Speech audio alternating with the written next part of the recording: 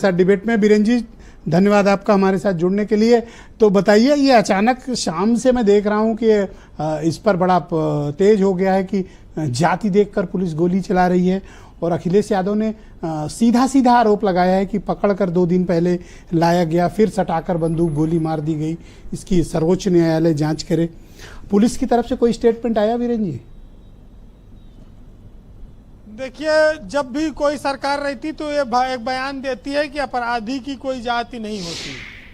हर तरह हर सरकार में बयान मिलते रहे हैं, लेकिन ये जरूर है कि अपराध हर युग में होता रहा और कार्रवाइयाँ भी हमेशा हुई। अब थोड़ा शोर इसलिए ज़्यादा मचने लगा है क्योंकि जब कोई मुसलमान या यादव कोई अपराधी होता है या आपराधिक कृत्य में लिप्त पाया जाता है तो फिर थोड़ा सरकार भी उसमें जोर लगा देती है, तो वो हल्ला मचता है। और उसके पीछे सिर्फ मकसद ये है कि भाई और लोग देख लो कि अगर ये आ गए दोबारा तो फिर तुम्हें चैन से जीने नहीं देंगे, इसलिए ये सब हल्ला मचवाया जाता है। ब्रजेश जी, जब से लोकसभा के चुनाव के परिणाम आए हैं तब से बीजेपी के सामने उत्तर प्रदेश में अपनी पुरानी खोई हुई स्थिति को पाने की एक चुनौती है, और ये साफ है कि बिना वो जिसको उसने मुख्यमंत्री बनाया है उसकी इच्छा के, उनकी शैली के अनुसार ही वो फिर से अपने पुरानी स्थिति में पहुंच सकती है।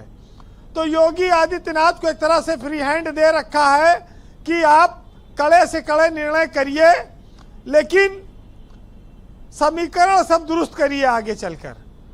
तो लोकसभा चुनाव का एक संदेश ये भी आया कि मुसलमान और यादव भाजपा को वोट नहीं कर रहा है, लिहाजा अब उसके साथ बहुत रियायत न की जाए, अगर कहीं फंस जाए तो फिर इनको छोड़ा ना जाए। देखिए, मुसलमानों के लिए बड़ा सम्मेलन किया भाजपा ने, 4 लोगों को एमएलसी बनाया, मुस्लिम लोगों को, यादव भी मंत्री बनाए हैं, मुसलमान भी मंत्री बनाए, लेकिन वोट नहीं मिल पाया। यूपी में बीजेपी काफ़ी बुरी तरह हारी है। तो इससे अच्छा है कि इनको सीट देने के बजाय, अच्छा पद देने के बजाय और जातियों को ही खुश कर लो। तो इस चक्कर में भी ये सब चीज़ें हो रही हैं। जब भाजपा ने कहा कि वो 50 साल शासन करेगी इस देश पर, और उत्तर प्रदेश में 10 साल में लड़खड़ा गया पैर, अभी तो 10 साल बीता है, 40 साल बचा है, और संघ का भी उन्होंने साथ छोड़ दिया था। तो ऐसे में जब परिणाम आया तो ग्लूकोज के बोतल की जरूरत पड़ी कि तुरंत कुछ एनर्जी हासिल की जाए जी। अब जून के बाद से जुलाई अगस्त बीत चुका है, सितंबर में आ गए हैं, अब नए चुनाव की तैयारी है। तो अब एक तो संघ को साथ लिया, उसका परिणाम आप देख रहे हैं कि राजनीतिक नियुक्तियां शुरू हो गई हैं, आयोगों और निगमों में तमाम जगहें भरी जा रही हैं, भाजपा के कार्यकर्ताओं को एडजस्टमेंट मिल रहा है। और चुनाव में योगी आदित्यनाथ को भी संघ ने और केंद्र से भी ये हुआ कि आप अपने हिसाब से प्रत्याशी लड़ाइए और चुनाव जिताइए। तो सख्त कानून व्यवस्था के लिए फिर उन्होंने ये भी काम शुरू किया। वैसे ब्रजेश जी, MY कांड आज के ज़माने में सुर्खियां पा रहा है, चाहे वो नवाब सिंह यादव हो, चाहे वो मुईद अहमद का मामला हो, चाहे वो मंगेश यादव का मामला हो, और उसमें विपक्ष भी पूरी तरह से कूद पड़ता है। देखिए, जाति देखकर तो गोली नहीं मारी जाती, हाँ जात देखकर मोहर जरूर मारी जाती है हमारे यहाँ। और अपराधी की जब कोई जात नहीं तो फिर गोली मारो उसको, अपराधी को जेल में डालो, इसमें कोई समस्या नहीं है। फायदे के लिए जाति देखकर संबंध भी बनाए जाते हैं, ये भी है। लेकिन आज जातियों का वोट भी हासिल करना है, उनके साथ उसी तरह के कैंडिडेट भी देने, उनके नेताओं को जोड़ के भी रखना है। हालांकि बीजेपी की सरकार में याद होगा जब विकास दुबे की गाड़ी पलट गई, जब महाकाल से लौट रहे थे, उसके बाद एक टाइम आया कि पेचकस से और हाफ एनकाउंटर वाला भी मामला आया।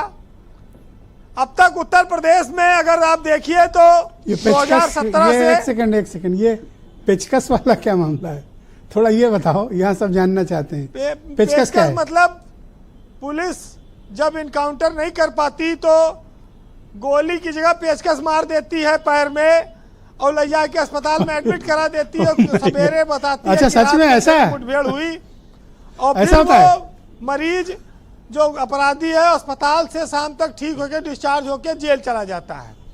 तब तक टीवी में और मीडिया में खबर आ जाती है। क्या टेक्निक निकाली, वाह। तो ये हाफ इनकाउंटर करीब 1500 लगभग हो चुके हैं उत्तर प्रदेश में। देखिए, इनकाउंटर जब भी होता है तो एसटीएफ या इस तरह की बड़ी संस्थाएं ही कर रही हैं। आज अतीक अहमद का प्रकरण देखिए जिसमें वकील को गोली मारी गई थी। अतीक अहमद के बेटे का मामला हो या जो और शूटर उसमें शामिल थे, सब पर कार्रवाई एसटीएफ ने ही की। तो एसटीएफ भी सरकार का ही एक अंग है, पुलिस का एक अंग है। उमेश पाल हत्याकांड आपको याद होगा। तो ब्रिजेश जी आज तक ये बैठे हैं दीपक रंजन, योगी की सरकार में एक भी कायस्थ का इनकाउंटर नहीं हुआ। तो इससे ये साफ है। अरे रहने दो वीरेन जी, आप नहीं होते। अरे आप क्या तो चाहते हो, रुक जाओ भाई, कायस्थों के पीछे क्यों पड़ गए? जी के लिए एक अच्छी खबर है कि पढ़े लिखे होते हैं बेचारे, कायस्थ समाज के लोग अपराधी नहीं होते हैं, इसलिए आज तक उनका कोई इनकाउंटर नहीं। क्यों बबलू श्रीवास्तव से बड़ा कोई डॉन यूपी में हुआ क्या? कायस्थ जो करते हैं ना वो सिरमौर का काम करते हैं, वो छोटा मोटा काम नहीं करते हैं। वैसे देखिए, अब वक्त आ गया है कि हम लोगों को अपराधियों पर चाहे जिस जात का हो उसकी आलोचना करनी चाहिए, उसकी निंदा करनी चाहिए जी। जब गलत इनकाउंटर होंगे तो उसकी जांच होनी चाहिए, मानवाधिकार का उल्लंघन नहीं होना चाहिए। फिलहाल हम चाहे जितनी कोशिश कर लें, भारत अंग्रेजों से तो आज़ाद हो गया, लेकिन जातिवाद और पाखंड से अभी तक आज़ाद नहीं हो पाया है, जिसके चलते तमाम सारे कुरीतियां हमारे समाज में व्याप्त हैं और इसको दूर करने के लिए भी बहुत लंबा सफर तय करना है जी। फिलहाल नदीम साहब का एक शेर है, सुनिएगा कि है बेगुनाह तो होने से कुछ नहीं होगा और सबूत दीजिए रोने से कुछ नहीं होगा, और दिए दियों से जलाकर जमीन रोशन कर, दिए जमीन में बोने से कुछ नहीं होगा, और सबब तलाश करो अपने हार जाने का, किसी की जीत पे रोने से कुछ नहीं होगा, और अगर है ख्वाब की ख्वाहिश तो जागना सीखो, यूं आंख मूंद कर सोने से कुछ नहीं होगा। वाह, बहुत शुक्रिया वीरेन जी, बहुत बहुत धन्यवाद। ग्राउंड जीरो से आपने अपनी ओपिनियन, फीडबैक और ऑब्जर्वेशन